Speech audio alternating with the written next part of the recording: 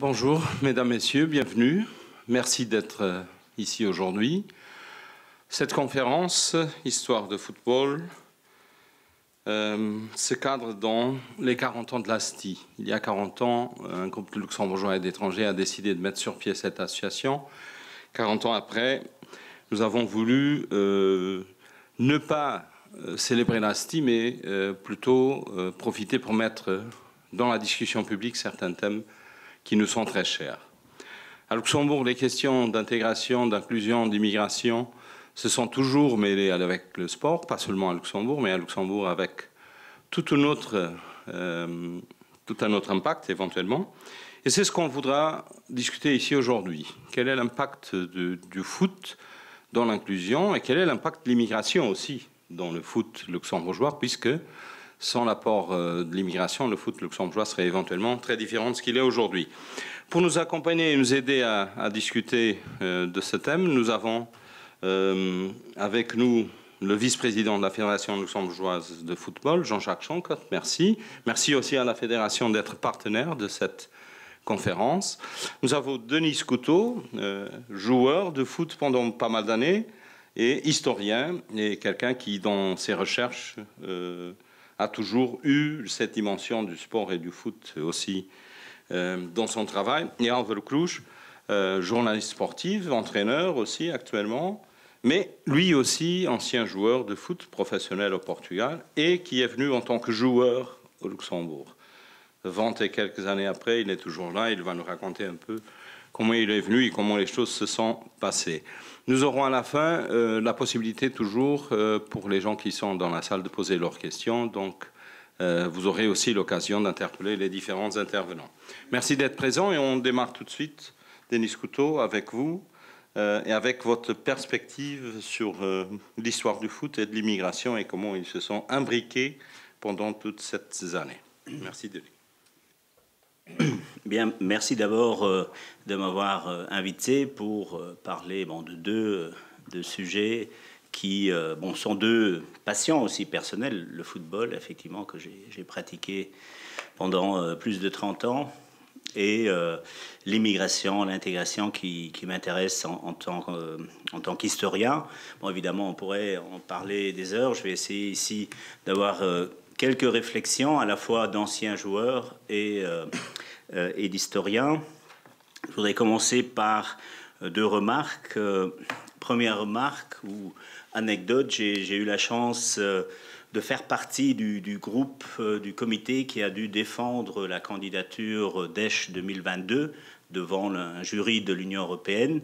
Et lorsque c'était mon tour de me présenter, j'ai dit que le sujet de H22, qui était remix, ou qui est remix, qui est la mixité, ou la remixité, ou la démixité, était un sujet évidemment qui me parlait, parce que Esch-sur-Alzette, d'un côté, c'est la ville où je suis né, où j'ai grandi, où j'ai joué au foot, et surtout, je leur ai dit que j'ai joué au foot pendant 30 ans avec d'autres jeunes, dont les origines familiales plongent dans beaucoup de pays. Le Luxembourg, évidemment, mais aussi l'Italie, la France, l'Allemagne, le Portugal, les pays d'ex-Yougoslavie, le Cap-Vert. Deuxième remarque qui me vient à l'esprit lorsque je repense au match très récent, donc Luxembourg-Portugal. J'ai jeté un coup d'œil à la composition de l'équipe luxembourgeoise et parmi les 11 joueurs, donc si j'ai bien compté, il y avait 4 joueurs au père et mère luxembourgeois. Il y avait 2 joueurs d'origine portugaise ou capverdienne. Il y avait un joueur d'origine monténégrine et bosniaque, un joueur d'origine norvégienne, un joueur d'origine belge, un joueur d'origine américaine et d'autres joueurs d'origine luxembourgeoise, italienne, serbe, portugaise, capverdienne, qui étaient sur le banc. Parmi cette équipe, il y avait aussi 4 joueurs qui sont nés à l'étranger, donc on peut considérer donc comme des immigrés de première génération. Donc d'un côté, dans le domaine du football aussi, comme tu l'as dit, on peut considérer l'immigration comme une chance pour le pays. D'un autre côté, bon, comme je l'ai dit, je suis historien, j'essaye de reconstruire le passé avec des méthodes qui se veulent scientifiques, qui se basent sur l'analyse des sources et qui veulent aussi parfois quand même ou être toujours critiques par rapport à des discours sur le passé ou à la mémoire du passé. Bon, en matière d'histoire, malheureusement, il y a encore peu de recherches scientifiques sur cette histoire du football et son lien avec l'immigration. Un de mes étudiants a fait récemment un très bon mémoire sur le sujet, Jean Quetta, sur football et immigration. Il a reçu le prix, le premier prix donc, en tant que mémoire de master de la part de la Fondation Robert Cripps et a été publié. Nous avons nous-mêmes après fait un exposé dans le cadre... là, il y a une université très proche, l'université de la Sarre, qui, elle, a un projet d'histoire qui s'appelle Sport, Immigration und Integration im Frankreich und Westdeutschland der langen 60er Jahre. Donc là, c'est un vrai projet de recherche. D'ailleurs, il y a une première publication qui va sortir en décembre.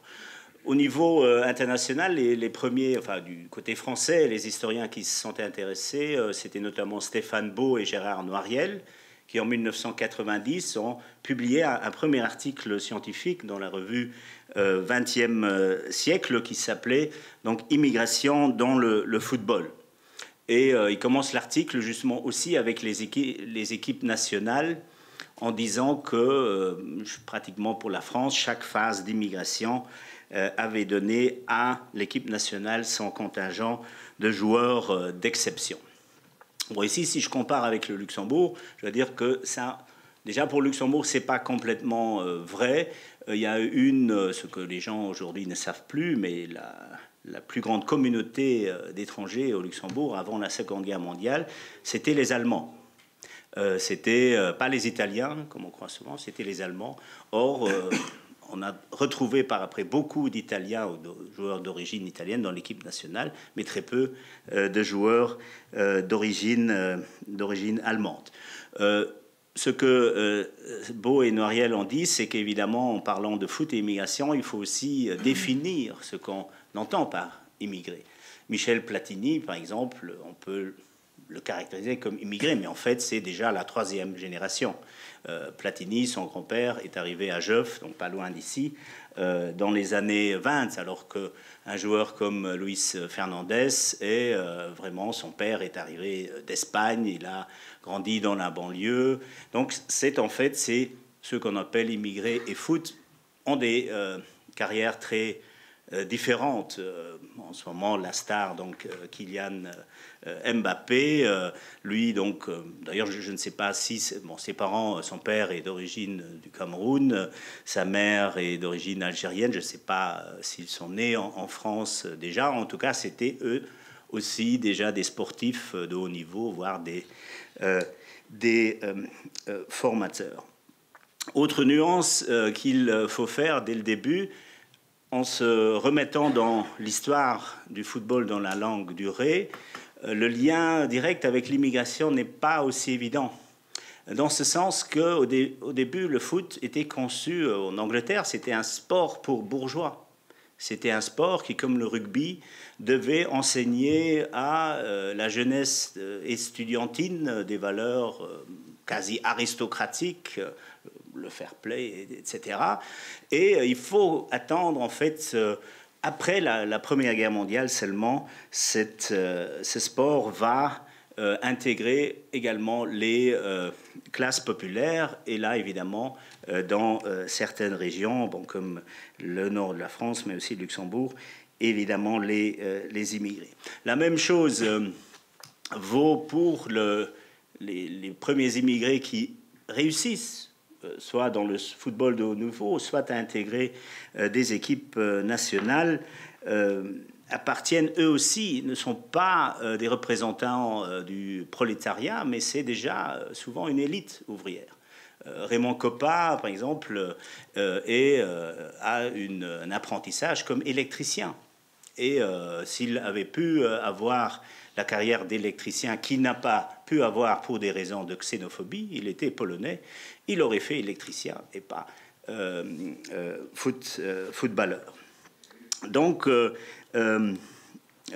deuxième aspect, celui, bon, tu l'as déjà annoncé, football et intégration des immigrés. Là également, il faudrait effectivement faire beaucoup plus de recherches sur le sujet, parce que souvent cette question de l'intégration des immigrés grâce au foot est évoquée à l'aide de quelques cas illustrant une réussite exceptionnelle. Puis les recherches qui seraient à faire à trois niveaux, pas seulement à celui de la petite élite de joueurs professionnels ou de joueurs dans les équipes nationales, voire de joueurs, même si le Luxembourg est un sport amateur, on sait très bien qu'au niveau de la division nationale, il y a des joueurs qui sont payés comme des joueurs professionnels, mais il y a l'autre niveau où les questions sont peut-être différentes, c'est le grand groupe des joueurs amateurs ou le groupe des jeunes, et enfin il y a aussi le troisième groupe, la masse des spectateurs et des supporters. Et là également, les choses ne sont pas aussi évidentes qu'elles paraissent. Le lien entre football et immigration est aussi une histoire de difficultés rencontrées par les immigrés ou les fils d'immigrés. Il y a des formes, il y a eu, et il y a sans doute encore aujourd'hui, des formes légales d'exclusion basées sur la nationalité ou sur des règlements. Par exemple, dans les années 1930, la Fédération luxembourgeoise du football disait si quelqu'un voulait s'inscrire dans un club de football, il devait montrer, déjà il devait être dans le pays depuis 6 mois, et il devait montrer son autorisation de séjour. Donc il y avait là une barrière bureaucratique. Dans les années 60, on a introduit, là je vois, il y a René, il y a quelques anciens joueurs ici, ils savent qu'il y avait une limite de 3 étrangers par club. Enfin, pour ceux qui n'étaient pas encore dans le pays depuis au moins 3 ans. Moi-même, pour jouer, alors que les gens m'ont quand même considéré comme un joueur avec un certain talent, je n'ai jamais pu jouer dans les équipes nationales des jeunes. Donc, d'ailleurs, je me suis fait naturaliser. Voilà, oui, je me suis fait naturaliser parce que, bon, moi-même, je ne m'étais pas posé la question, mais le fait de me faire naturaliser, c'était parce que l'entraîneur de l'équipe nationale des espoirs de l'époque, des moins 21, a dit il faudrait peut-être que tu penses à te faire naturaliser. Deuxième genre de difficulté, d'obstacle, c'est évidemment ceux liés à la xénophobie elle-même. C'est pour... déjà plus à mon époque, puisque l'assignation identitaire, je vais y revenir, par rapport aux Italiens, était déjà devenue positive. Mais si on parle aux gens d'origine italienne qui ont joué dans la jeunesse des années 50, c'était les boccia. C'était donc vraiment donc de la part des autres joueurs, de la part des spectateurs. Aujourd'hui, il y a quand même beaucoup de discussions au niveau national, mais aussi international, sur le racisme, les insultes racistes dont sont victimes les joueurs venant d'origine de pays africains. Donc, ça, c'est un problème. Coppa, par exemple, raconte dans son autobiographie qu'à Lens, à Reims, le club interdisait aux joueurs polonais de parler entre eux en polonais. Donc il fallait s'assimiler, même en tant que joueur donc de ce niveau-là. Point de vue, là, plutôt les aspects positifs. Et là, je reviens à l'équipe nationale. Jean-Quette a fait un certain nombre d'interviews avec des joueurs d'origine donc immigrée qui ont joué pour l'équipe nationale du Luxembourg. Et on constate souvent que ce joueur de l'équipe nationale a une fonction de médiateur entre les siens, entre ceux qu'il considère comme les siens, les Italiens, les Portugais, les Cap-Verdiens, entre la communauté d'origine et l'équipe nationale. Et cela vaut aussi quand même pour le public. Le public de ces équipes nationales, disons le public luxembourgeois ou ceux qui se considèrent comme Stark Lutzeburger, peut s'identifier au Luxembourg quand même depuis des décennies à des héros sportifs luxembourgeois d'origine étrangère. Et cela, je crois, a fait évoluer les mentalités collectives aussi dans une direction davantage de tolérance. Il y a les enfants qui jouaient dans les cours de récré, s'identifier, bon, évidemment à des gens comme René Colwelt peut-être, ou Guy Hellers, mais aussi à des Barboni, des Cardoni, aujourd'hui des Gerson Rodriguez. Donc évidemment, il y a cette fonction de médiation importante parce qu'elle transforme l'autre en quelqu'un de proche, ou elle transforme l'étrangeté en familiarité. C'est comme ça aussi, par ce biais du foot, du succès dans le sport, que des patronymes étrangers sont devenus ou considérés aujourd'hui comme luxembourgeois. Et là, évidemment, le sport et le foot sont peut-être des mécanismes beaucoup plus efficaces que beaucoup de discours antiracistes pour faire admettre et accepter les différences. Dans ce sens-là, mais cela va encore plus loin, il y a des joueurs connus qui se font carrément les porte-parole d'un combat antiraciste. Vous avez ici au Luxembourg Évariste Carbongo qui, déjà il y a une dizaine d'années, a utilisé sa notoriété pour militer contre le racisme dans le sport.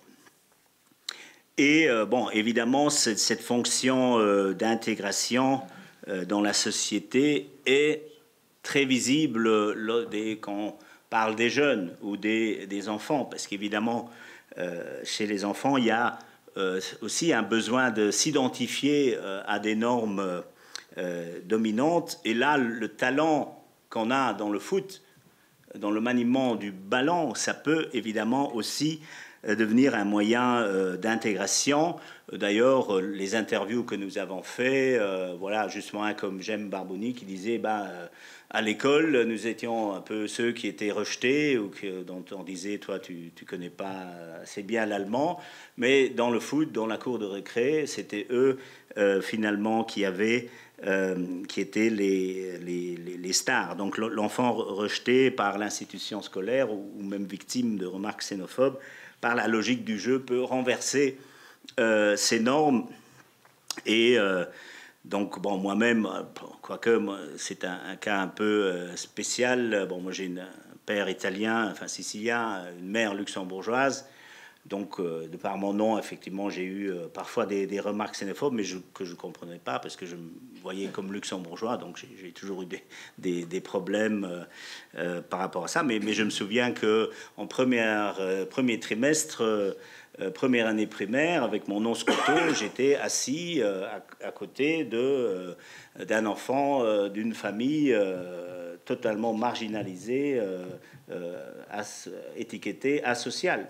Et à mon avis, juste parce qu'il y avait ce nom Scouto. Et donc, bon, le foot m'a vraiment permis, parce qu'à l'époque, on allait jouer partout, dans tous les quartiers d'Esch. Et bon, là, on était donc valorisé complètement de façon différente qu'à l'école. Et cette reconnaissance, ça s'est aussi ressorti d'interviews que nous avons faites. Cette reconnaissance, si les gens deviennent au Luxembourg des joueurs de foot connus, voire intègre l'équipe nationale, joue aussi, peut jouer pour les parents.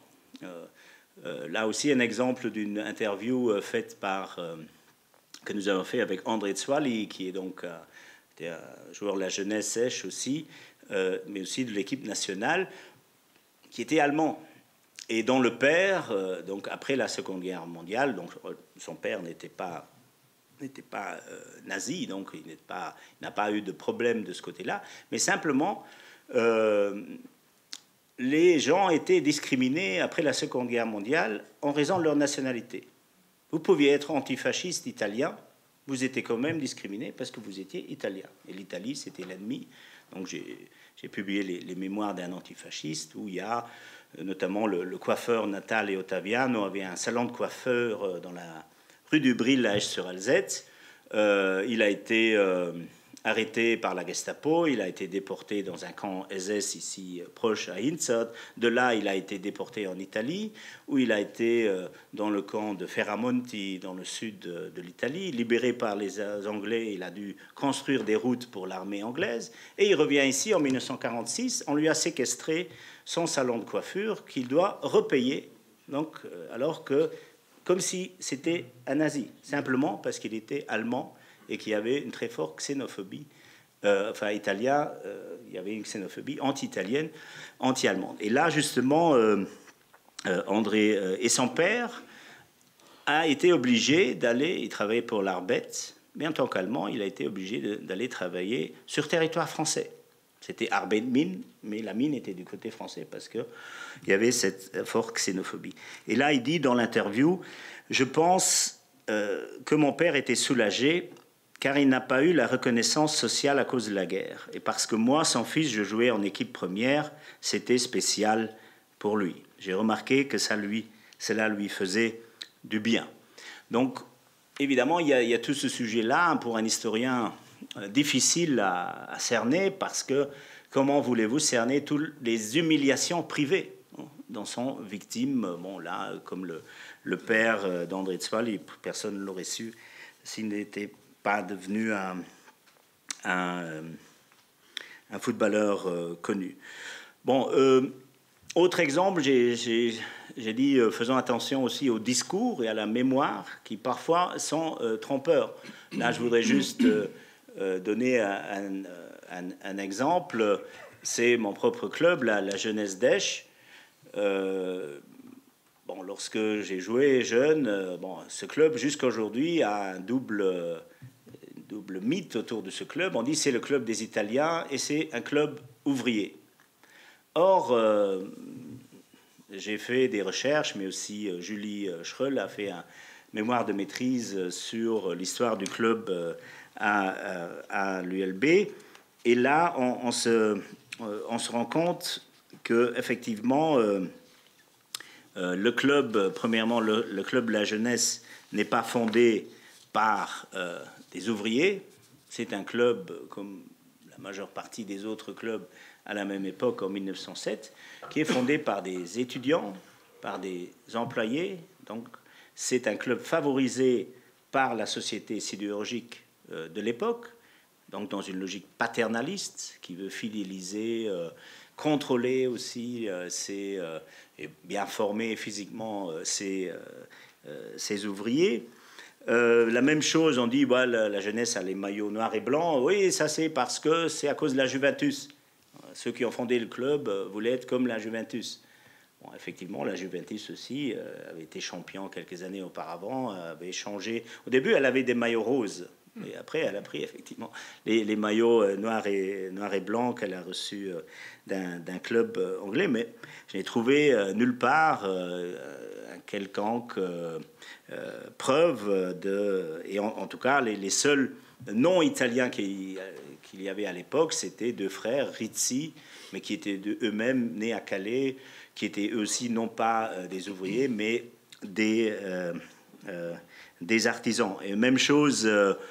dans les années 20, il y a quelques Italiens dans le club de foot de la jeunesse, mais là également, lorsqu'on y regarde de plus près, ce ne sont pas des sidérurgistes, ce sont des enfants de cafetiers, c'est Moya qui est le fils d'un entrepreneur, c'est Momo Simonelli, donc des gens qui habitent dans les colonies ouvrières de l'usine. Donc c'est déjà une élite ouvrière ou carrément des gens d'autres classes sociales, en tout cas des gens déjà intégrés dans la société locale.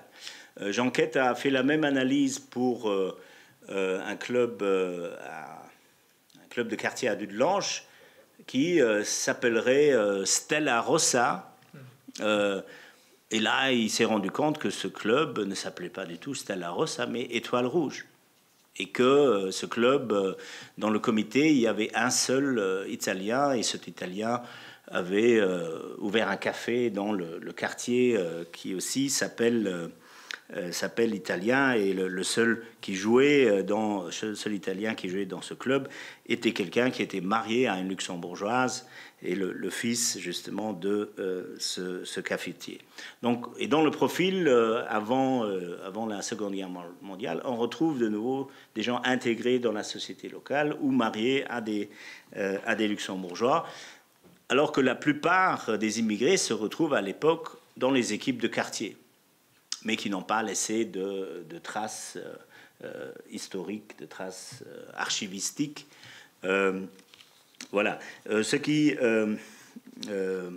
est intéressant, quand est-ce que ce discours commence, ces mythes commencent? C'est dans les années 60.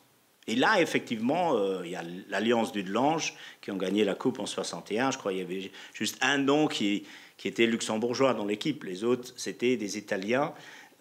Donc, au moment où vraiment cette immigration italienne réussit à percer et où ces clubs deviennent vraiment des clubs ouvriers, à ce moment-là naissent les mythes que c'était des clubs d'immigrés. C'est aussi à ce moment-là qu'il y a une assignation positive de ces immigrations où le mot Bieren, ours, n'est plus employé de façon pour dénigrer, mais même les supporters de l'Alliance amenaient même un ours en peluche pour un peu en faire du folklore. Alors que, justement, par rapport à la prochaine immigration, qui était celle du portugais, il y a de nouveau les mêmes remarques xénophobes.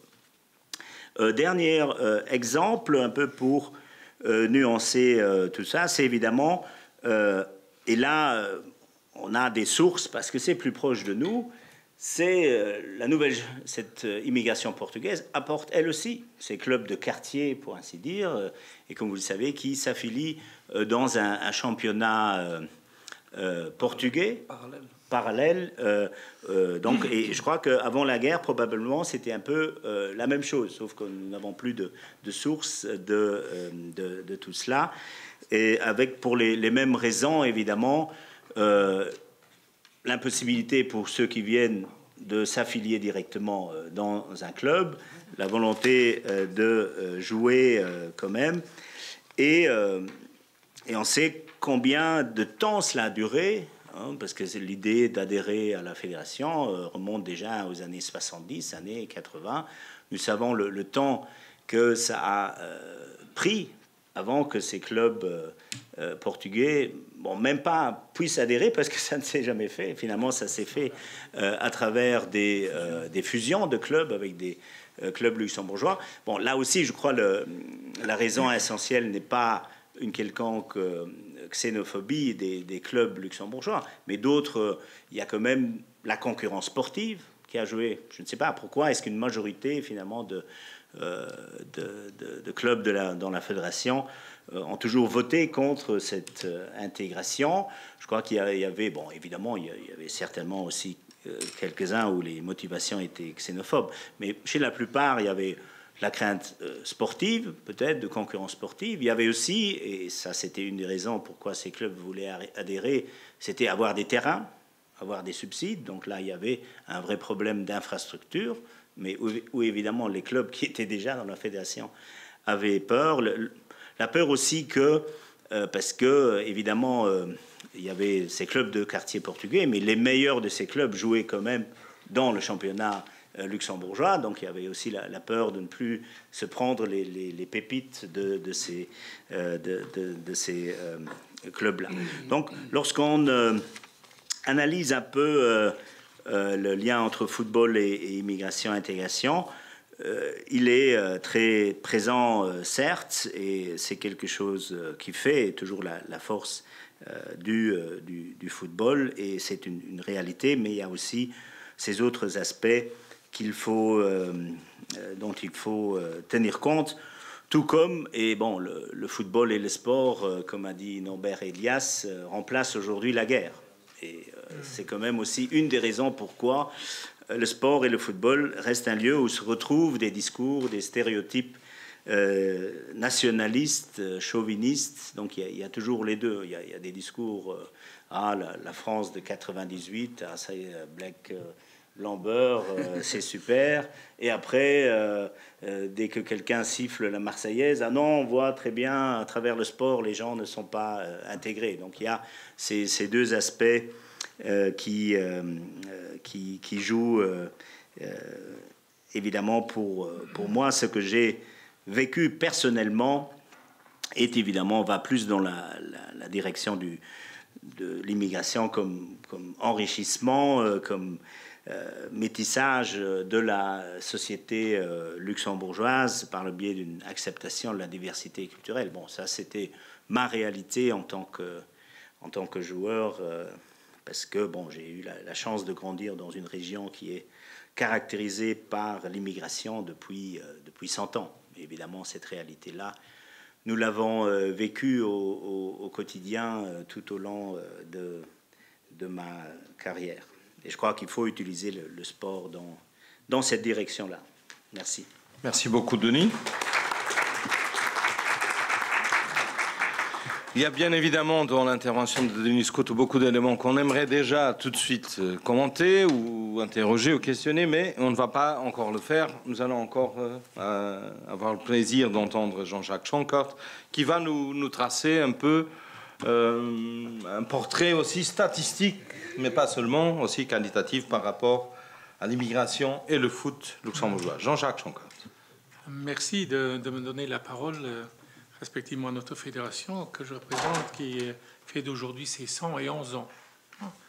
Donc, oui, 111 ans. Donc, on a fait du chemin et le chemin est encore long. Et sur ce chemin, donc c'est bien la fédération luxembourgeoise de football, mais sur ce chemin, il y aura toujours des immigrés, des étrangers qui nous accompagnent dans le but de la réussite, mais aussi surtout dans le but de l'intégration.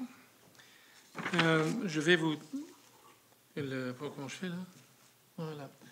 D'abord, une petite information statutaire. Vous lirez de l'article 2 de nos statuts que nous avons pour objet toute activité quelconque de nature à favoriser directement ou indirectement la promotion, le développement du football luxembourgeois masculin et féminin, ainsi que le football. Et l'article 3, nous sommes neutres en matière politique et confessionnelle. Qu'est-ce que je veux dire par là? Je veux dire par là que dans ces statuts, aucune allusion est faite à une quelconque intégration. Aucune allusion à une quelconque intégration, de sorte qu'on pourrait dire, mais où est-ce que vous allez, pourquoi, à quel titre vous parlez d'intégration alors que ce terme-là ne figure même pas dans vos statuts. Et c'est très simple, puisque cette intégration, elle se fait, et sans jeu de mots, sur le terrain. Sur le terrain. Et je pense que sur le terrain, il faut donc développer ce football luxembourgeois. Et ce football se joue non seulement à 11, mais se joue ensemble avec d'autres, indépendamment des nationalités et des origines. Nous sommes neutres en matière politique et confessionnelle. Ça veut dire que aussi ça se reflète actuellement dans notre conseil d'administration où nous n'avons aucun homme ou aucune femme politique à part un ancien collègue à René, mais qui est plutôt neutre dans toute affaire. Aucun qui a une ambition politique ou confessionnelle et qui n'a, comment dire, nous n'avons aucun pied à terre dans une quelconque orientation politique et confessionnelle, d'où c'est beaucoup plus difficile d'avoir accès aux décideurs.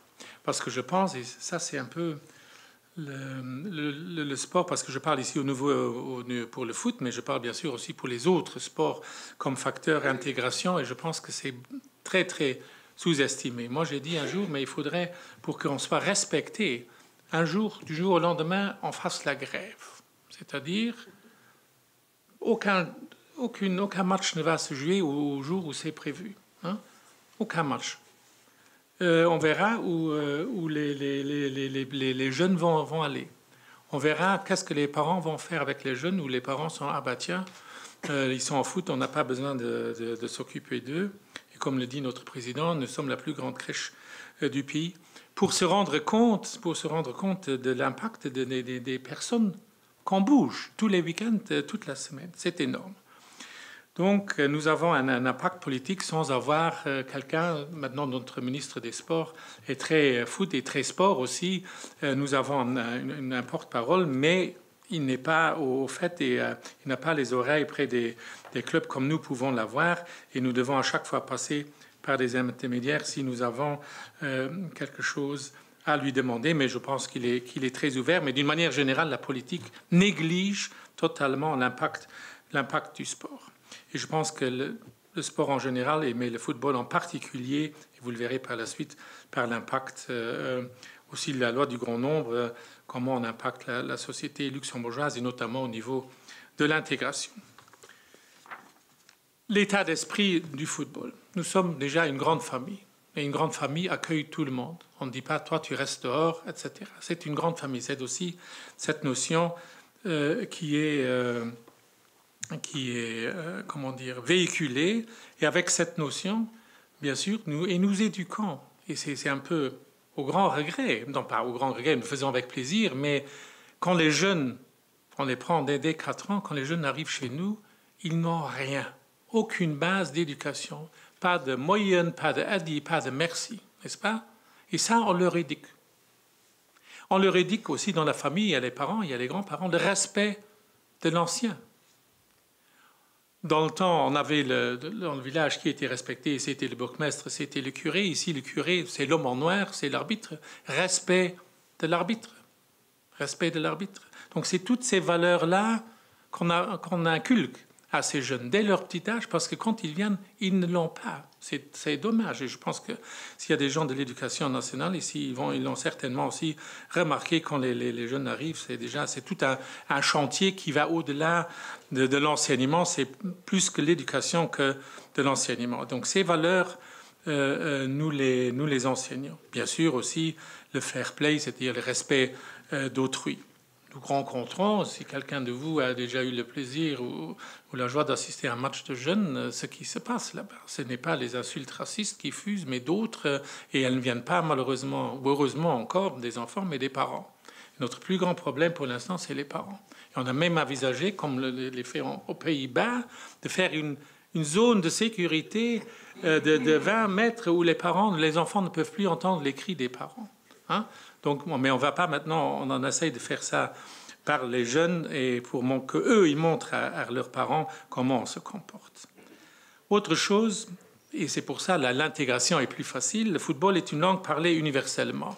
Moi, j'étais à l'Athénée Grand Ducal. Ici, je pense qu'un ou deux, l'autre aussi, il y avait un professeur de musique qui disait « Musik ist eine Sprache, die auf der ganzen Welt verstanden ist ». Donc, il disait ça pour la musique, mais c'est vrai aussi sur le football. Non seulement elle est parlée universellement, mais aussi elle est comprise. C'est-à-dire, et ce qui est génial, le football, c'est des règles, ça se joue dans un espace avec des buts, avec des ballons, etc. Mais non, même pas besoin. Vous n'avez même pas besoin de ballons. Regardez avec quoi les jeunes jouent dans la cour d'école où c'est défendu. Nous, on mettait des chiffons ensemble et on jouait. Pas besoin de but, on mettait une bouteille là et une bouteille là. Mais pas besoin de ligne. Hein? Et on s'amusait. Donc, et c'est ça aussi ce qui facilite cette intégration, puisque le football n'a pas besoin de faire un dessin. Tout le monde sait de quoi il s'agit. L'intégration par le football. Donc, cette intégration vient par ce caractère éducatif. Tous nos équipes jeunes ont des éducateurs qualifiés. Nous-mêmes assurons également cette mission d'éducation des éducateurs. Donc, pas tout le monde peut venir et se dire éducateur. Il faut bien qu'il soit qualifié par nos soins. L'intégration par le football, et Denis en a parlé, Alvaro va peut-être en parler aussi, c'était surtout le grand problème à l'époque, dans les années 60, 70, 80, voire 90, la communauté portugaise qui avait organisé un championnat parallèle. Les équipes portugaises ont disparu, le football est toujours là. C'est vrai, il y a eu des obstacles, mais je mets ma main au feu que, certes, comme partout, il y a toujours des relents, des minorités xénophobes ou racistes, mais ce n'était pas pour ça que l'intégration s'est faite seulement pas de façon très, très dynamique. Il y a eu des congrès où ça a été voté, ça a été rejeté, etc. Mais moi, ce que j'en ai lu, in fine, c'était des histoires, comme toujours, d'ego. Hein. C'était des histoires de finances. Ça se résume à ça. À aucun moment donné, en tout cas pas quand M. Philippe et moi-même, avec notre équipe, nous avons accédé à la Fédération de football en 2004, cela n'a été un sujet de dire ces clubs-là restent à la porte. Au contraire, c'est ça l'autre point, la culture du dialogue. Nous avons tout de suite, c'était un des premières démarches que nous avons fait, et Alvaro pourra le confirmer, pris contact avec les responsables, avec les porte-paroles différents, et à chaque fois, la plupart du temps, j'étais moi-même à cette table, et je pense que le dialogue était très riche et a porté ses fruits dans la mesure où on a constaté que l'intégration ne se fait pas par les clubs, n'est-ce pas, mais par les joueurs. C'était ça la clé. Hein, parce que on n'a pas posé la question, mais Denis l'a dit tout à l'heure, et cela était vrai, qu'il y a eu des obstacles juridiques, légaux même, pour dire, mais autant ne pas accéder, tu n'as pas le droit de jouer au Luxembourg football parce que tu n'as pas de permis de séjour, etc. etc. Donc ces obstacles n'existent plus, mais je pense, j'ai aussi lu la thèse très intéressante sur l'intégration du football que tu as citée, Denis. Mais là, je ne pense pas qu'on a fait la recherche pour aller voir est-ce que dans les équipes portugaises, des Luxembourgeois étaient admis. Je ne pense pas qu'on ait posé la question et je ne pense pas que ça aurait été bien accueilli. Bon, ça, c'était à l'époque. Ça, c'est le passé. Le passé est clos et nos amis portugais, bien entendu, et ça a été toujours le cas, les joueurs étaient les bienvenus, mais aussi les clubs, et ça, on va le voir plus loin, comment cela s'est créé. Mais certes, il y a eu des réticences, mais moi, je dis égaux finance. L'intégration par le football, on va le voir aussi, bien sûr. Les résultats, c'est l'équipe nationale, notamment, mais aussi des cas où les gens veulent s'intégrer ou non, ou disent, moi, je vais m'intégrer, et finalement, ils ne s'intègrent pas. On a des joueurs qu'on éduque, bien sûr, où on a une école de football, c'est pour les joueurs donc, qui ont un certain niveau, dont le but est notamment de les former pour les préparer au monde du professionnalisme. Et à un moment donné, quand ils ont cette double nationalité et qu'ils sont vraiment bons, et on en a, ils sont très bons, voilà, il y a les sirènes qui appellent. C'est pas les sirènes pour dire t'es le plus beau, t'es le plus fort, ça aussi, mais c'est les sirènes, viens chez moi, je te donne ça, c'est-à-dire l'argent. Et on a un cas, le jeune homme il joue brillamment au football à la Juventus, d'origine bosniaque, et qui a joué toutes les sélections jeunes, etc.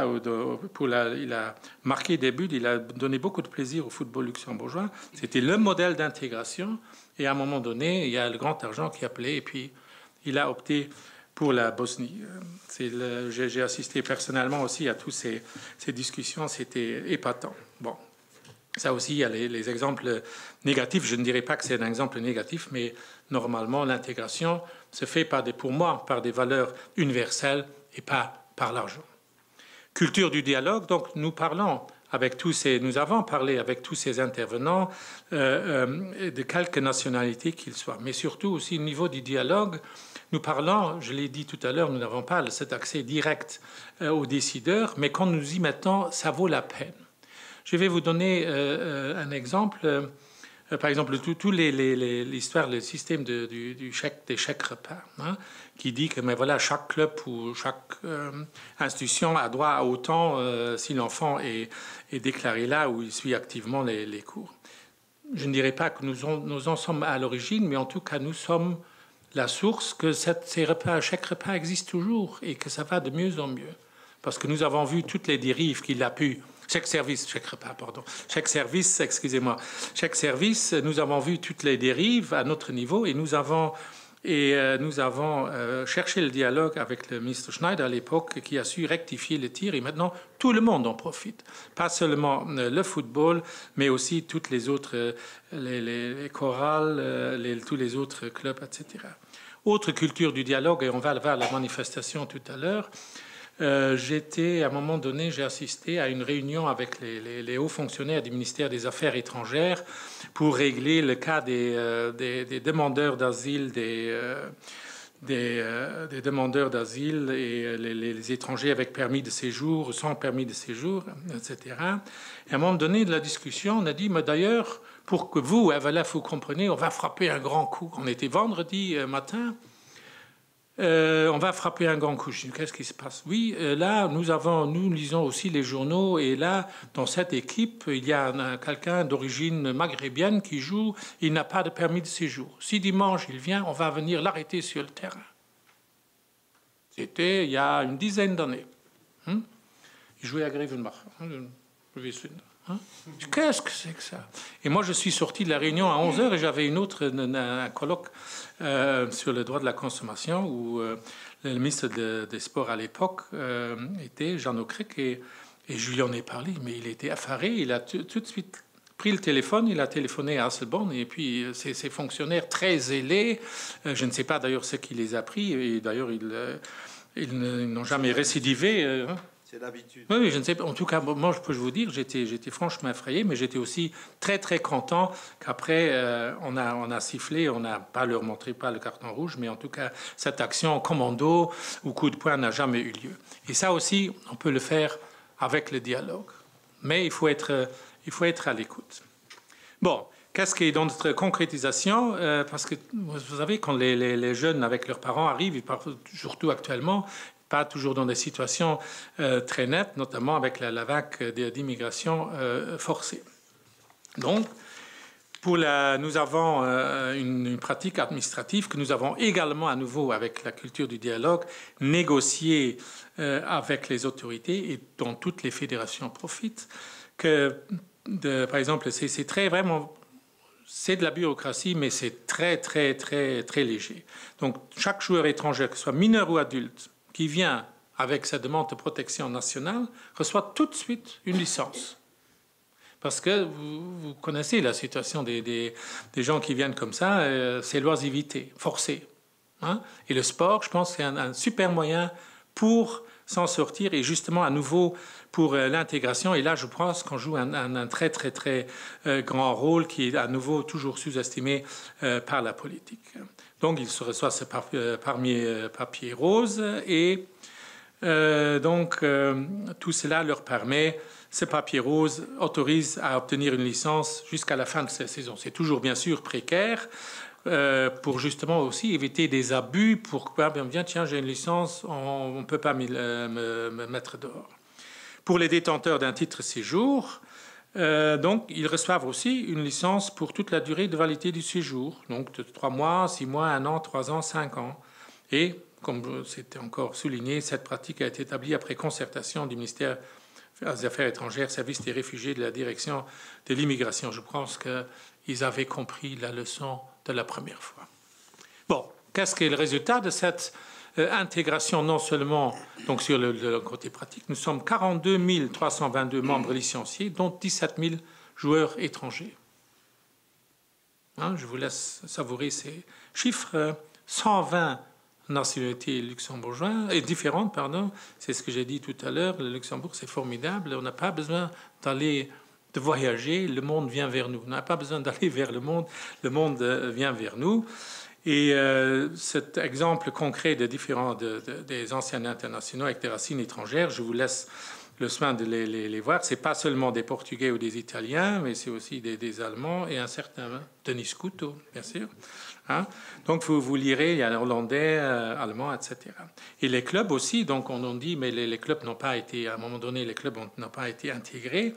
En fait, l'intégration, je vous le répète, c'est fait par les sportifs.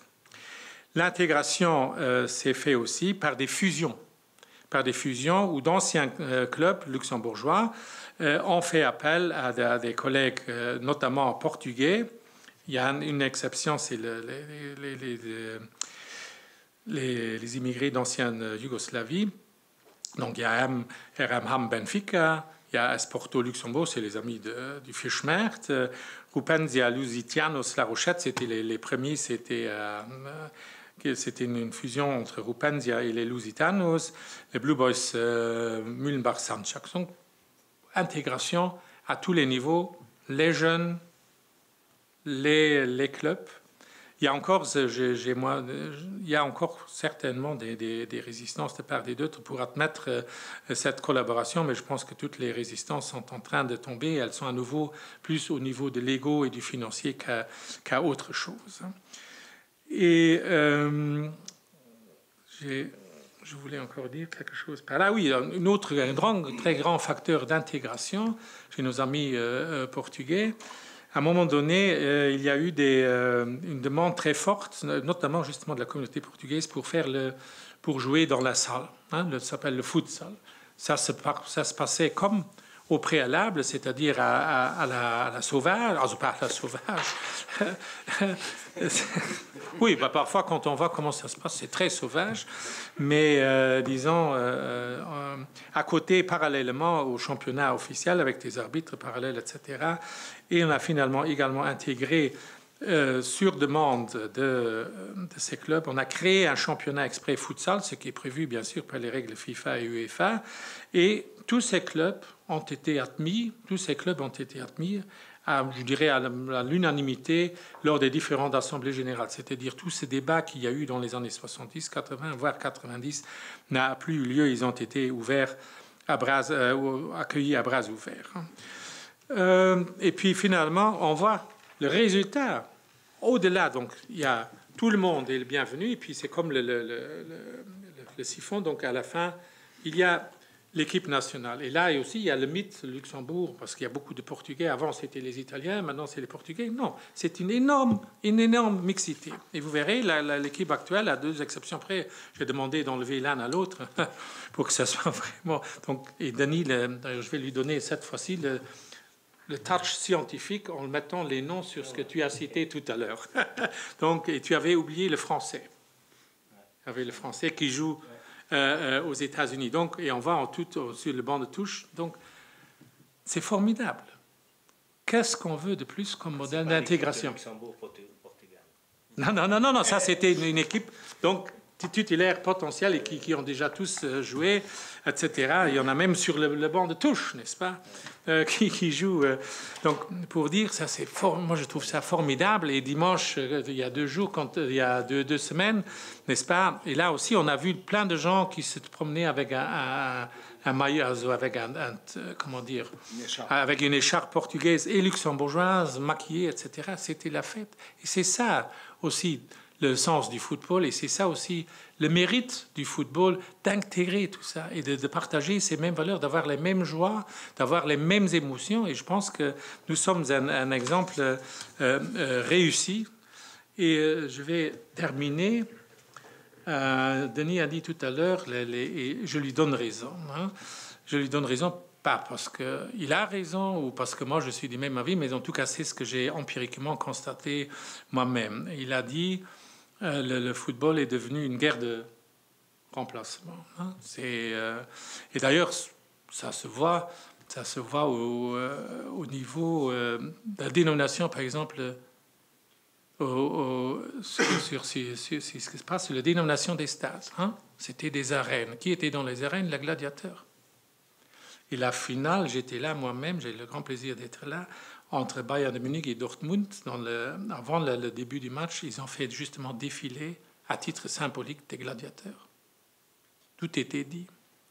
Donc ça s'appelle des arènes. Mais j'en rajouterai cependant... et on parle aussi de la bataille de Wembley, etc. Mais je dirais encore un peu, j'ajouterai 2 dimensions. La dimension spirituelle, parce que ne parlons pas des dieux du stade. Par exemple, est-ce que certains stades, le Wembley, c'est quoi? C'est le temple. Saint-Sébastien, c'est la cathédrale. Donc il y a cette dimension spirituelle, mais on pourrait donner d'autres exemples.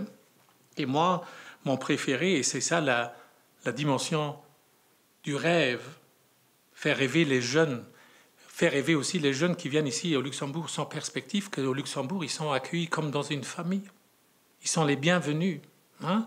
Et le rêve, ça c'est l'illustration dans un stade anglais qui s'appelle Theatre of Dreams, le théâtre des rêves, c'est Manchester United. Et moi aussi, je rêve de ça, mais non seulement je rêve, mais aussi, par l'intermédiaire de FLF, ça me permet de réaliser certains de mes rêves, justement, qui est, à mon avis, pourquoi on est tous là, l'intégration. Merci. Merci Jean-Jacques Chancart, qui d'ailleurs nous avait envoyé un slide assez intéressant. Vivre, jouer et gagner. Donc pour ceux qui ne savent pas, le mot d'ordre de l'ASTI c'est vivre, travailler, décider ensemble. Et Jean-Jacques a fait un jeu de mots avec la FLF et avec notre mot d'ordre. Merci Jean-Jacques Chancart pour ce portrait, je dirais plutôt rose, du phénomène à Luxembourg.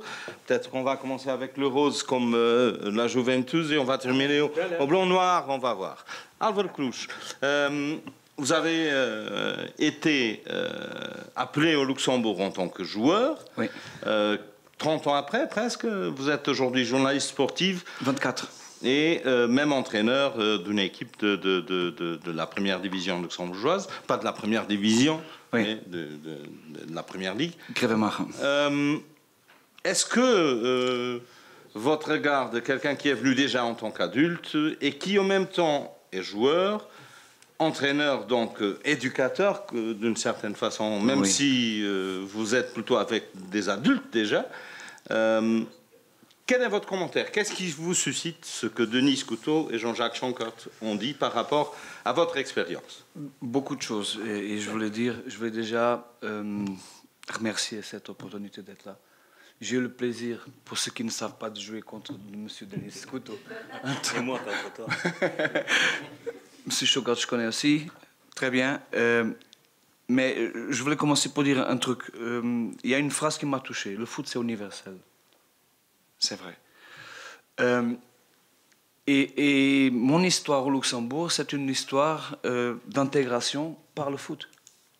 Donc je suis venu à 32 ans en tant que joueur je suis venu comme joueur professionnel parce qu'il m'appelait Luxus Portugis quand je suis arrivé au pays et pour jouer à Dudelange.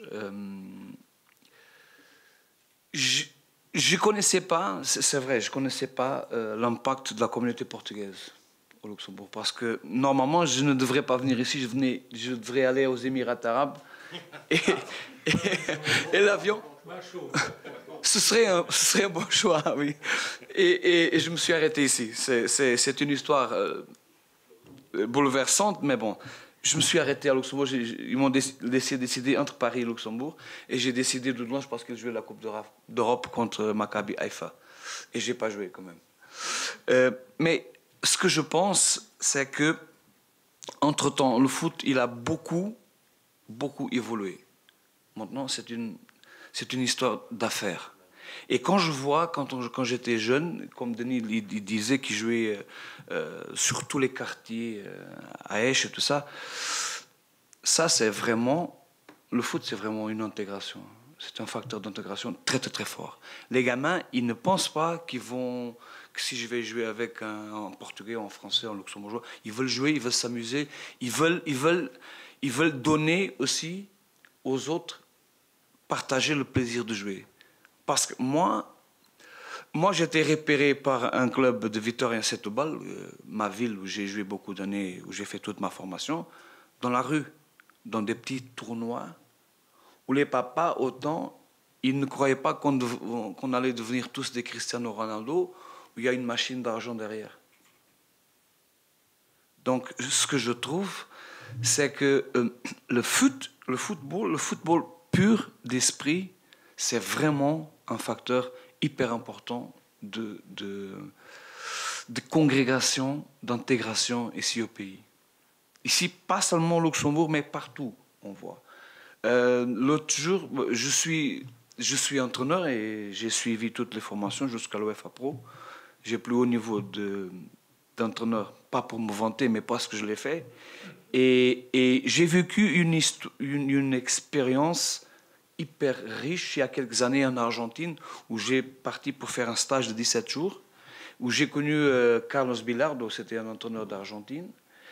Et quand monsieur ami à moi, qu'on avait joué ensemble, m'avait présenté, et il me l'a dit, tu veux savoir ce que c'est le foot?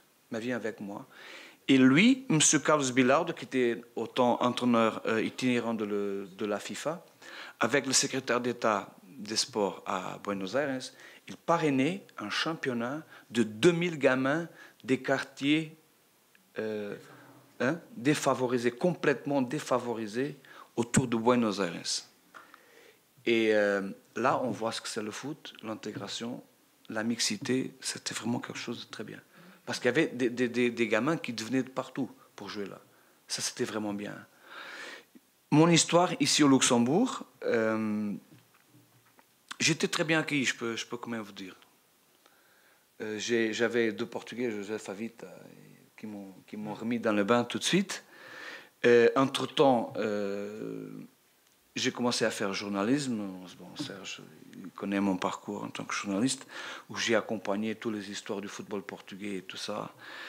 Et moi, je voulais aller sur un numéro aussi que M. Chancard l'a dit, 17 000 étrangers qui jouent au foot, c'est quand même beaucoup. Hein. Et je pense il y a quand même un paradoxe par rapport au foot. Quand on voit les jeunes gamins qui veulent s'amuser et jouer, et il y a quelques années, parce que maintenant il y a Ajax qui est en train d'envoyer les gamins pour jouer au foot dans les quartiers. C'est là qu'ils commencent à devenir les grands joueurs. Et quand je vois aujourd'hui, parce que moi les dernières 5 années j'étais aussi comme coordinateur de l'académie à Dudelange, où on avait 19 équipes avec 450 gamins. Et comme vous avez dit que les papas, ça commence à... Et les mamans aussi. Et je pense que les gamins, ils sont pour rien la plupart, des fois. Ils sont pour rien, parce que le foot, ce qu'ils adorent, c'est jouer et partager la joie et les sentiments. C'est ce que je voulais dire jusqu'à présent. S'il y a des questions que vous voulez me dire, moi je trouve que le foot n'a rien à voir avec le reste, avec le monde des affaires. Le foot pur, c'est une source d'inspiration pour tous les gamins. Merci Arvel Clouche. Je rappelle quand même qu'on a dans la table pas des footballeurs purs, dans le sens où tu le dis, mais plutôt on a des dirigeants, on a des entraîneurs, donc on joue pas dans la rue. Et ce n'est pas non plus ce que nous amène ici aujourd'hui. Donc, question ouverte à la salle. S'il y a déjà des questions éventuellement, vous êtes libre de les poser. Il y a des micros dans la salle. Il y a tout de suite Madame Tsukoli qui voudra poser une question. Oui, je voudrais poser la question. On a parlé des chèques services. Donc, on a de plus en plus d'enfants qui sont toute la journée dans des maisons relais. Est-ce que ça pose un problème, justement, parce que le fait, j'imagine, que des familles où on doit travailler à 2, c'est pas toujours évident à ce moment-là de s'organiser.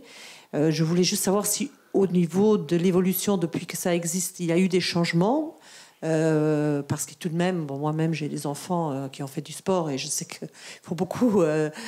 les amener aux endroits, aller dans les matchs. Donc il y a tout un travail aussi des parents qui accompagnent les enfants sur les matchs.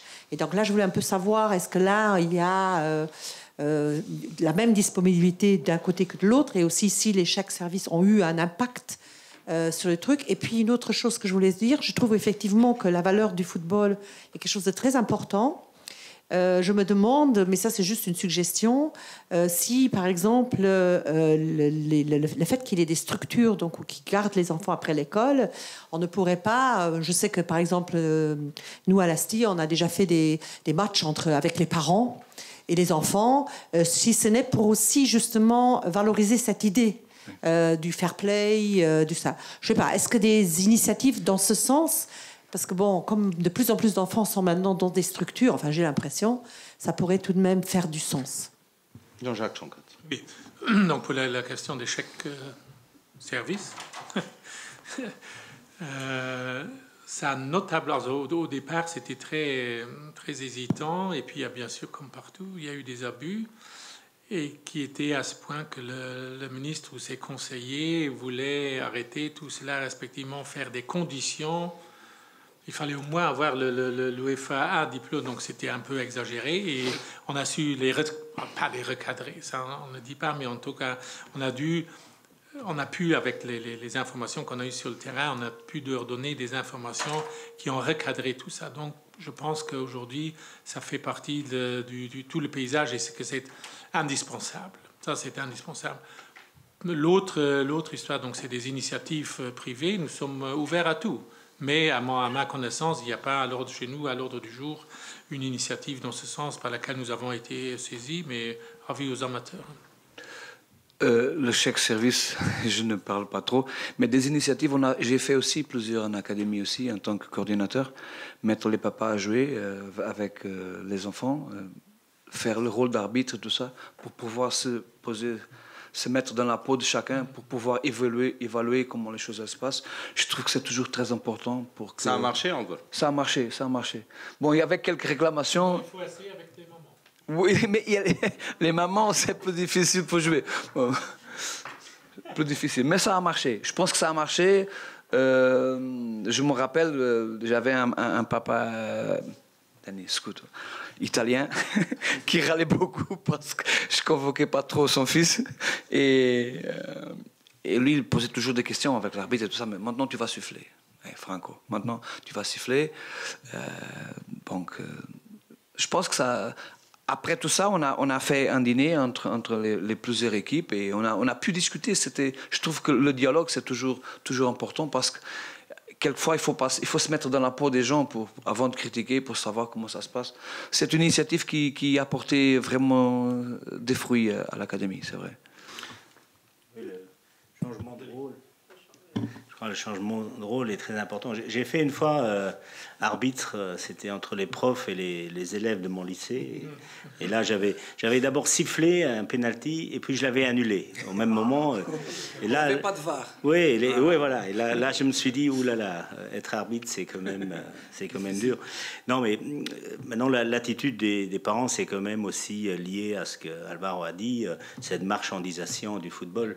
Donc les parents voient déjà en leurs enfants les futures stars, et donc il y a une telle pression qu'ils se mettent. Bon, moi, quand j'ai joué, mais je trouve peut-être aussi Alvaro, mon père n'était jamais là. Hein, quand moi j'ai joué chez les jeunes, donc il y avait pas, ça n'avait pas cette importance C'était là. ton truc, Oui, c'était bon. Il y avait mon grand-père qui était là parce qu'il avait déjà joué au foot quand il était jeune. Non, mais c'est effectivement. Mais le côté éducatif, moi, effectivement, les meilleurs éducateurs que j'ai eus dans ma vie, c'était mes entraîneurs de foot. Eux, ils m'ont enseigné. Je dis toujours trois choses: c'est l'authenticité, l'humilité et la solidarité. Et moi, j'étais pas discipliné ni à l'école ni dans le foot, je veux dire. Oui, et voilà. Et mes entraîneurs étaient pratiquement de jeunes, étaient tous des ouvriers de l'Arbet qui travaillaient jusqu'à 2 heures et puis dans l'après-midi, ils nous entraînaient. Et avec moi, ils avaient toujours la même stratégie. Je faisais le camp, alors ils disaient: allez, tu vas prendre ta douche et demain tu reviens, mais sans moraliser. Parce que ça, c'est l'autre problème de certains éducateurs. Ils m'ont pas fait tout un prêche. Pourquoi tu fais ça? Non, simplement ça va pas. Tu es dans une équipe, ça va pas. Maintenant, tu prends ta douche. Quand tu t'es calmé, demain, tu reviens. Et là, ils m'ont pas fait tout un serment de nouveau. Donc, c'était des mecs droits. Et dans leur façon d'être, c'est eux qui m'ont vraiment appris le plus dans ma vie. Il y a un aspect dont on n'a pas encore parlé, c'est la question du comportement des adeptes, des fans de foot. Et là, il y a des exemples assez durs dans d'autres pays, mais Luxembourg n'est pas non plus à l'écart. Et pas plus tard que la semaine dernière, je crois, il y a eu un club de futsal que vous avez invoqué, qui a été puni par la Fédération luxembourgeoise de football parce qu'il y a eu des insultes racistes envers un joueur noir. Jean-Jacques Schonkert, qu'est-ce qui est fait au sein du football luxembourgeois et par la Fédération pour essayer soit de sensibiliser, soit d'informer, soit de combattre ce genre de phénomène? Bon, bien sûr, là, à nouveau, le premier cible, donc c'est l'information et la sensibilisation. Moi, je pense qu'avec les petits, pas besoin. Hein. C'est comme l'anecdote qui dit, ou la blague qui dit, maîtresse, celui-là m'a frappé, etc. Mais il était comment, etc. Mais lui, là, etc. Mais il avait un pull rouge et c'était un noir. Donc il n'a pas dit, mais t'as des cheveux. Donc c'est ça, en fait, les enfants ne font pas la différence. C'est nous qui leur indiquons la différence. Nous avons, bien sûr, fait des campagnes de sensibilisation, de une, et de deux. Et notre plus grand moyen, pour l'instant, c'est le moyen répressif, c'est-à-dire de punir ce genre de propos. Et il y a une dizaine d'années, il y a eu des incidents racistes, mais moins en dehors du terrain que sur le terrain. Et on a dit luxembourgeois raciste.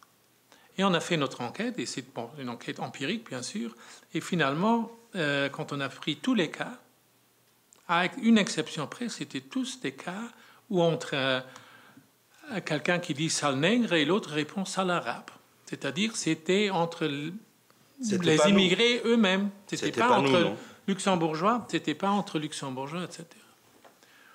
Mais c'est vrai, si vous voulez, vous avez des oreilles sensibles, il ne faut pas aller un dimanche ou un samedi sur un terrain de foot, surtout autour. Mais il y a parfois aussi des choses. L'autre jour, j'ai assisté à un match, c'était Mullenbach contre USH l'année dernière. Hein. USH, c'est en principe plutôt portugais et Mullenbach, c'est plutôt ex-Yougoslavie. Et là, l'arbitre était un luxembourgeois, etc. Et à un moment donné, il explique quelque chose aux deux joueurs. Il avait sifflé une faute, il explique aux joueurs ce qu'ils avaient fait commis en luxembourgeois. Et le dirigeant, je pense que c'était le président de USH, dit « Est-ce que tu ne peux pas parler français comme tout le monde ?» Donc ça, c'est aussi... c'est limite. Donc, parce qu'il ne faut pas non plus le propos raciste venant que ce soit des spectateurs ou des joueurs. Il faut voir aussi, on en a parlé, je pense que c'est un élément très important de tout cela, c'est l'émotion. Hein, donc là, tout ça qui...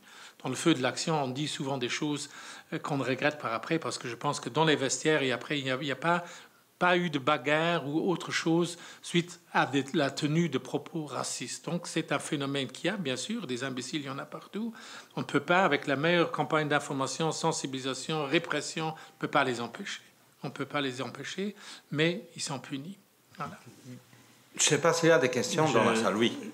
Mais si tu veux réagir. Juste peut-être un peu... Pour moi, il y a quand même une différence essentielle à faire entre des préjugés ou des remarques entre joueurs. Je me souviens que certains de mes coéquipiers, qui provoquaient de toute façon toujours les autres joueurs, profitaient aussi de ça. Quand on jouait contre des clubs d'Améville, ils disaient merguez, ça va. Donc, c'est pas, pour moi, bon, c'est pas là où se situe le problème. Le problème, c'est quand c'est politisé. Et quand tu as des groupes de fans, de supporters organisés, de clubs qui font des insultes racistes, ça devient politique. Moi, ce qui se passe sur un terrain, ce que l'un dit de l'autre, ça c'est un niveau quotidien de conversation ou de provoque. Mais ce qui se passe dans les tribunes, et c'est là où il faut agir, ça devient du racisme dans son sens politique.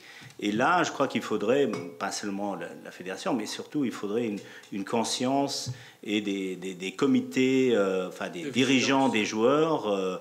Le Bayern, tu as parlé du Bayern, parfois je vais voir le Bayern. Oui, moi je suis pour Bayern.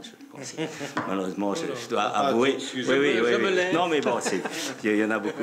Non, mais je vais pas parler du club, mais ce que j'aime bien quand même, c'est quand même le niveau à ce niveau-là de ce club. Ça, vous ne le voyez pas à la télé, mais lorsqu'on est au match, avant les matchs, ils utilisent pour faire de la sensibilisation. La dernière fois, c'était un message autour de Robert Emke, donc, qui était dépressif, qui s'est suicidé, pour sensibiliser. Mais j'étais aussi déjà là, bon, je vais une fois par an, hein, je vais pas, où il y avait vraiment un discours antiraciste. Donc, en tant que club, on peut aussi former ses spectateurs. Et je crois que ça, c'est à ce niveau des dirigeants. Mais là, même si l'argent aussi au Luxembourg joue un rôle de plus en plus grand, malheureusement, au niveau des dirigeants des clubs, on n'est pas aussi professionnel que ça, parce que sinon, ça fait aussi partie de la vie d'un club. Ne pas tolérer des groupes de supporters qui sont racistes. C'est devenu une mode maintenant les derniers temps. En fait, j'allais un petit peu faire la même chose que ce qui est arrivé maintenant. Denis Coute l'a bien dit, parce que je crois que les événements du 3 novembre étaient autrement plus graves que cela. Donc il s'agissait d'un match dans le cadre du futsal, et donc un garçon, Christophe Adagras, s'est vu donc à chaque fois qu'il avait le ballon, on lui faisait des cris de singe, des bancs, des tribunes, et ça a pris une telle ampleur. Et finalement, parce qu'il est devenu impatient, en colère, il s'est vu attribuer une carte rouge, donc, et d'autres aussi membres de son équipe ont été sanctionnés. Et je crois que là, ça devient, d'après moi, politique, parce que ces agressions étaient, à mon sens, vraiment outrancières. Et j'ai parlé avec lui, et je lui ai aussi demandé l'autorisation de prendre la parole ici, donc je le fais. Et il m'a un petit peu expliqué que malgré la sanction, qui est vraiment, je crois, un signal, la sanction de l'autre club de 500 €, il se sentait vraiment un peu délaissé, parce que justement, il espère que justement on émette un signal officiel pour dire que ces agissements ne devraient être pas permis. Et avant qu'il porte plainte et qu'il fasse toutes les démarches, je l'ai eu longuement au téléphone et il a hésité. Il m'a dit, vous savez, j'aime tellement ce sport, je ne veux pas faire de problème. Je veux pas faire de problème, et c'est vraiment parce qu'il s'est senti délaissé qu'il a fait ce pas. Donc voilà, donc c'est simplement ce témoignage que je voulais ramener. En tout cas, merci beaucoup. Mais vous avez dit que c'est un fait politique. Je ne pense pas que c'est un fait isolé que ça devient politique. Ça devient politique quand on ne fait rien. Donc, je pense qu'il y a une première sanction qui a été faite, mais alors, franchement, je ne suis pas au courant de cette incidence, parce que nous, on a le principe de la séparation des pouvoirs. Donc ça a été traité au niveau du tribunal. Donc ça n'a pas atterri jusqu'à chez nous. Donc j'invite ce monsieur à ce qu'il prenne contact avec nous, parce que d'autant plus que vous avez dit qu'il a déposé plainte, on va suivre ça de très près, parce qu'on prend ça très au sérieux. Très au sérieux. Donc, mais nous, franchement, je devrais mentir si je dis, mais on a eu ce cas sur la table. Moi, je l'ai lu sur les journaux. Donc qu'il nous contacte, il peut me contacter directement. On va faire ça, pas de problème. Il faut pas. C'est ça la grande erreur aussi. Il ne faut pas hésiter quand il y a quelque chose comme ça. Il ne faut pas. Merci. Encore dans la salle? Oui, monsieur, ici. Une question, tout simplement. Est-ce qu'il n'existe pas une dérive communautariste au niveau des clubs? Non, René, merci pour cette question. Je ne pense pas qu'on aille dans cette tendance. On a un club qui a défrayé la chronique dans la mesure où il disait, nous, pour des raisons religieuses, on interdit la vente de boissons alcoolisées et la viande. Chacun est libre, oui, c'est un cas isolé. Donc chacun est libre de faire ce qu'il veut, de faire à manger, à boire quand les gens viennent chez lui à la maison. C'est un peu malheureux de dire que c'était pour des raisons religieuses, parce que ça c'était à mon avis superflu, mais je ne pense pas qu'ils poussent le bouchon aussi loin et qu'ils veulent aller dans une tendance communautariste. Je pense que c'est un cas isolé. On a eu le grand cas du RM Benfica, là on disait aussi les Portugais, mais je pense que ça c'était très vite parti, donc c'est aussi là un modèle d'intégration. Denis Couteau, je ne sais pas s'il y a des questions encore dans la salle, sinon il y a eu une... Madame, je donne priorité à la salle. Merci, bonjour. Moi j'avais une petite question. Vous avez répété, monsieur Chonkat, plusieurs fois que la politique négligeait l'impact du foot ou du sport en général. On m'entend ?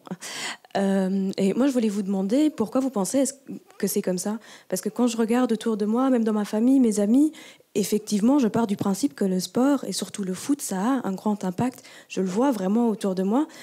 Et donc je suis tout à fait d'accord avec ce que vous dites et je me pose la question, pourquoi est-ce qu'il y a cette négligence entre guillemets quand on sait tous les apports que le sport peut avoir dans la vie des jeunes et même des adultes. Si vous avez une réponse à ça. Mais une très simple réponse. On est trop gentil.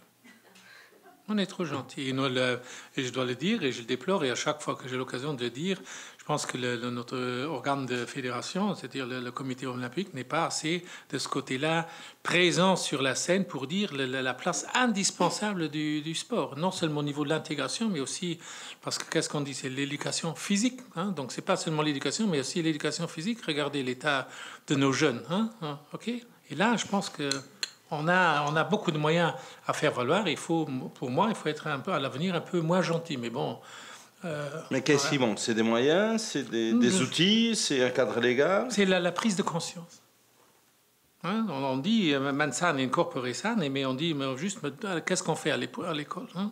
On apprend tout, mais on n'apprend rien sur son corps, comment il fonctionne, comment bien le nourrir, etc. Ça fait aussi partie d'un bon sportif, c'est que ça aussi, c'est quelqu'un qui s'alimente sainement. Et là, tout ça, ça tombe sur la table. On parle du dopage, on parle toujours des dérives, mais on ne dit pas qu'est-ce que je peux faire pour que ça ne se produise pas. Donc, c'est-à-dire être pour quelque chose, pour une alimentation, pour une vie saine. Hein, voilà. Et là, c'est là aussi que le bas blesse, et ce n'est pas, à mon avis, faute de moyens, mais c'est effectivement un manque de conscience et de considération que moi je déplore personnellement. Mais bien sûr, quand on va inaugurer le nouveau stade, tout le monde va se montrer, ils vont même se bousculer pour y être. Mais bon. Merci. Est-ce qu'il y a d'autres questions dans la salle ? Sinon, oui. Juste une question. Je suis éducateur gradué dans une maison de jeunes. Je travaille avec des jeunes. Et la question a été posée que les entraîneurs de foot sont de bons éducateurs, mais bon, certains, aussi pas d'autres. Est-ce que une question aussi est posée par rapport à la fédération ? Est-ce qu'au niveau des attentes des entraîneurs, il y a une attente aussi éducative ? Bien sûr, il y a l'attente sportive, il faut à un certain niveau. Est-ce que dans la formation, on prend aussi en compte cet aspect intégration, éducatif, voilà. Rien que pour pour la toute simple raison pratique pour pouvoir tenir tout ce monde. Sinon, ça court dans tous les sens. Ça court dans tous les sens. Mais c'est vrai, là aussi, il y a des dérives, il y a des entraîneurs qui sont focalisés sur le résultat. Mais là, on leur coupe un peu l'herbe sur le pied parce qu'on a enlevé le résultat, on va organiser le championnat, etc. Autrement, avec les plus petites équipes, que vraiment, justement, ce qu'Alvaro dit, ils veulent jouer. Ils ne veulent pas forcer, ils veulent bien sûr aussi gagner, mais à la midi, ils rentrent à la maison, ils ont oublié.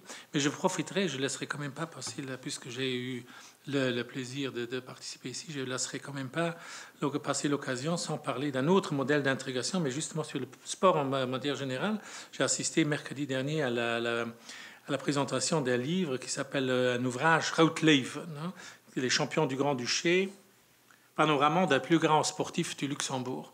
Et ça a été fait, et c'est là le modèle d'intégration par un jeune homme français d'origine alsacienne qui travaille ici au Luxembourg, Lionel Ladenburger. Hein, et c'est un livre que je conseille, que j'ai ici, que je conseille à tout le monde, et vous pouvez consulter sur le site AVLF. Nous, on n'a rien à faire, ça, on le supporte moralement et publicitairement, parce que je trouve ça aussi, ça c'est une chose, faire des bonnes choses, mais aussi il faut en parler. Et quand on voit le nombre de champions que le Luxembourg a pu et a toujours, c'est incroyable. Maintenant on va bientôt être 1 million, je ne sais pas 600 000, mais ça c'est sur base de 300 000. Hein, sur 300 000. Énorme, énorme, énorme. Voilà, merci.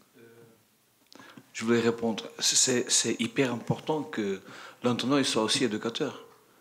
Parce que si on commence dans une base de formation à partir de 5 ans, chaque âge, chaque phase, état, c'est très important pour que les gamins comprennent aussi, pas seulement le volet sportif, mais aussi de savoir vivre ensemble, du respect pour l'adversaire et tout cela. Et ça, c'est un rôle qu'il doit être attribué aussi aux entraîneurs. Ça, c'est fondamental.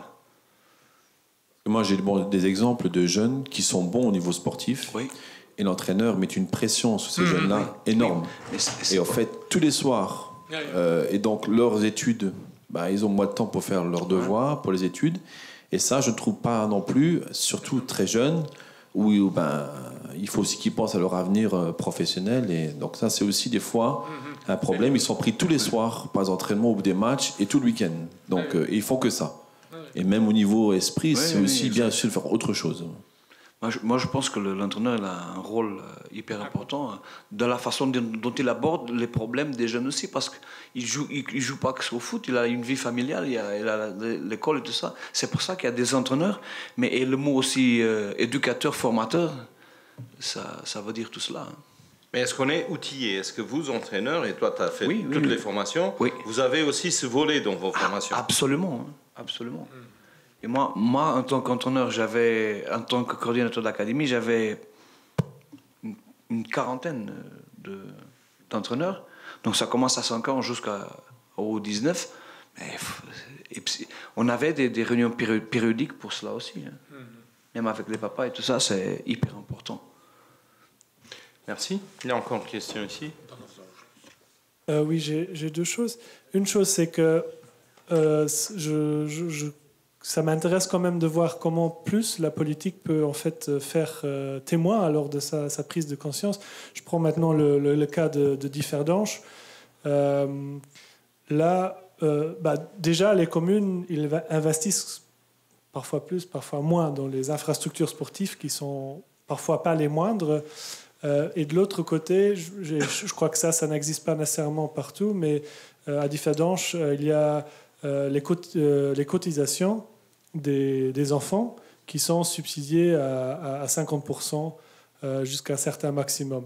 Ce que je trouve intéressant dans le domaine, déjà, question sociale, question d'intégration, rendre le sport accessible pour tous et en même temps permettre aux clubs de demander une cotisation qui leur permet de fonctionner et de bien gérer tout le travail qu'ils font. Il y a un bénévolat important qui est derrière tout ce qui se fait au niveau des clubs. Et voilà, la question, qu'est-ce qu'il faut vraiment, au-delà de la conscience, comment elle pourrait se témoigner? L'autre question que je voulais émettre, c'est quel est le sujet... Est-ce qu'il y a une problématique langue au sein du foot, dans quelle langue est-ce qu'on communique? C'est quoi la langue véhiculaire? Et est-ce que s'il y a il y a parfois des cas où une langue prédomine et ça exclut l'autre. Est-ce que la FLF a une politique il y a une langue commune pour faire en sorte que c'est pas la majorité qui décide, parce que dans certaines communes, j'entends que la communication se fait que en français pour les courriers et pour tout.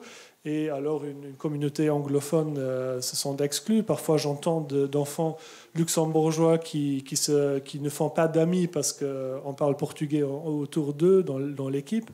Est-ce qu'il y a un sujet langue et comment l'aborder? Il y a, à part, j'ai dit, le football est une langue universelle, il n'y a pas de langue, il n'y en a pas de politique de langue. Mais c'est intéressant comme réflexion, mais c'est comme partout.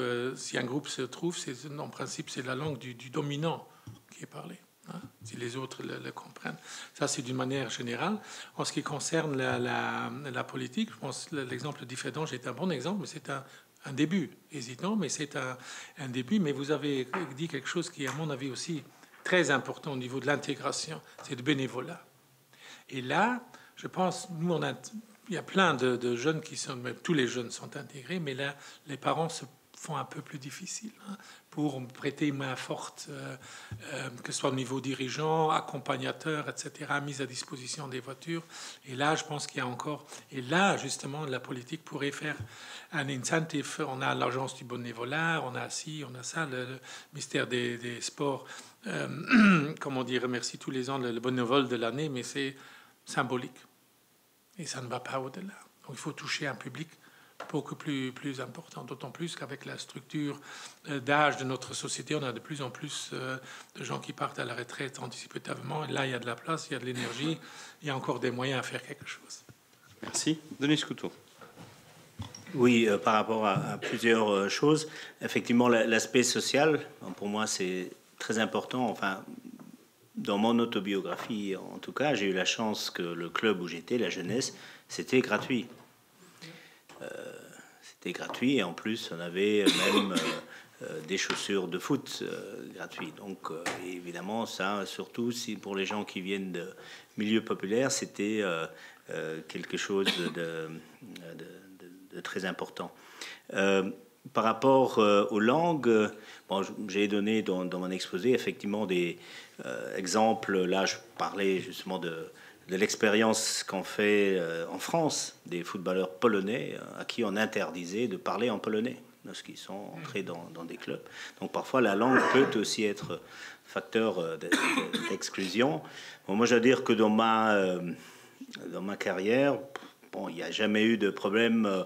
Parler luxembourgeois, on parlait français parce qu'il y avait toujours une tactique, enfin une stratégie d'avoir des joueurs de Lorraine à l'époque où on pouvait avoir que 3. Donc voilà, c'était donc on prenait des joueurs de Lorraine, donc le français devenait une langue. Mais je me souviens aussi à la fin de ma carrière qu'on avait à un certain moment justement entre, on dirait, joueurs résidents au Luxembourg et les frontaliers, pour ainsi dire, du foot. Il y avait deux clans qui s'étaient vraiment constitués. Et là, la langue devenait, à partir d'un certain moment, on voyait que la langue était utilisée exprès. Les uns ne parlaient que luxembourgeois. Le sport et la politique, bon, j'étais pendant longtemps, je faisais partie du Conseil supérieur de l'éducation physique et des sports. Et là, il y a effectivement ce problème que le sport, c'est très bien pour se mettre en vitrine comme homme politique. Mais lorsqu'il faut faire des choses ou imposer, par exemple, ça n'a rien à voir avec le foot, mais nous n'avons jamais, et je crois aujourd'hui ce n'est toujours pas le cas, pourquoi il y a tant de piscines au Luxembourg où le public n'a pas accès. Toutes les piscines scolaires, nous avons assez de piscines pour que chacun pourrait aller tous les soirs à la piscine, s'il voudrait, dans son voisinage. Ça, c'est des choses que demande le monde du sport. Ouvrir cela, il faut peut-être un concierge en plus. Non, il y a plein de piscines de luxe qui sont juste utilisées pendant la période scolaire. La même chose, lorsque le sport dit qu'il faut plus de mouvement à l'école, ça ne veut pas dire qu'il faut plus d'heures, même s'il y a eu ce mouvement également qui était important, avoir plus d'heures d'éducation physique. Non, il faut que les jeunes puissent bouger lors de toutes les heures d'école. Donc, dès que le monde sportif veut imposer un peu des choses qui bénéficieraient, à mon avis, aussi au niveau de l'éducation, là, évidemment, le monde du sport n'est pas écouté, ou alors, c'est aussi pervers, on le met en concurrence avec la culture, comme si les deux... Ah oui, non. Donc le sport, ça, c'est pour les cons. La culture, non, il faut mettre... pour les intelligents. Oui, ou lorsqu'on met de l'argent dans le sport, ah oui, mais il faudrait le mettre dans la culture. Le sport aussi, c'est de la culture. Je voulais juste quand même ajouter que, et je l'ai déjà dit tout à l'heure, notre actuel ministre des Sports, je pense qu'il a une autre écoute. Parce qu'il vient vraiment du sport, il vient du handball, mais il a pratiqué d'autres sports et je pense qu'il a quand même avec lui, on est sur une autre voie plus, comment dire, du dialogue et de l'écoute que ce qui n'était les gens précédents qui viennent aussi du foot, ou aussi du foot, qui venaient tous les deux du foot, mais qui ont très vite, parce que là aussi souvent, ils utilisent les voix des footeux et après pour mieux les oublier. Il y a aussi un projet justement du ministre Dan Kersch, c'est le musée des sports. Donc là, il faudrait aussi faire de ce musée un lieu ouvert en interaction avec le public, un lieu aussi de réflexion, où ces recherches aussi sur sport et immigration, intégration. Donc là, ça peut être une chance aussi de plus dans l'espace public, le sport en tant que sujet où on réfléchit dessus plus présent. J'espère. Hein. J'espère que ce n'est pas seulement le vélo de Charlie Gaulle et de François Fabre. Merci beaucoup. Merci beaucoup aux 3 intervenants. Jean-Jacques Schonkert, vice-président de la Fédération, Denis Couteau, historien ex-joueur, Alvaro Cruz, qui est entraîneur, journaliste sportif, ancien joueur aussi. Merci à tout le monde qui a été ici aujourd'hui. Merci pour la participation, pour les questions. Bien évidemment, nous allons continuer avec les 40 ans de l'ASTI à discuter d'autres sujets. Pour aujourd'hui, je garde peut-être ce que Jean-Jacques Schonkert a dit, la culture des dialogues. J'ajouterai la culture de la discussion. Et voilà, c'est ce qu'on a essayé de faire aujourd'hui. Sachez que la vidéo intégrale de la conférence, pour ceux qui n'ont pas pu assister, sera dans un délai de 3-4 jours sur le site de l'ASTI, sur les réseaux sociaux aussi. Merci aussi à l'équipe qui a aidé à qu'on puisse mettre ça sur pied aujourd'hui. Et je profite de l'occasion pour vous annoncer déjà la prochaine conférence débat dans le cadre des 40 ans de l'ASTI. Ce sera le 11 décembre au Cercle Cité, mais de l'autre côté de la route, dans le grand auditorium. Comme toujours, à partir de 2h jusqu'à 14h, avec quelque chose à manger et à boire, 12 à 14. Et cette fois-ci, on va parler de la participation des citoyens au Parlement. Quel modèle pour le Luxembourg? C'est la question de départ. On aura des invités du Parlement germanophone de Belgique qui ont lancé une expérience de participation citoyenne ensemble avec le Parlement. On va avoir des invités luxembourgeois, bien évidemment, qui vont nous parler de leur expérience ici, et donc, bien évidemment, on attend la participation du plus grand nombre. Soyez le bienvenu, ce sera le 11 décembre à partir de 12h. Merci encore à vous, messieurs, et à vous.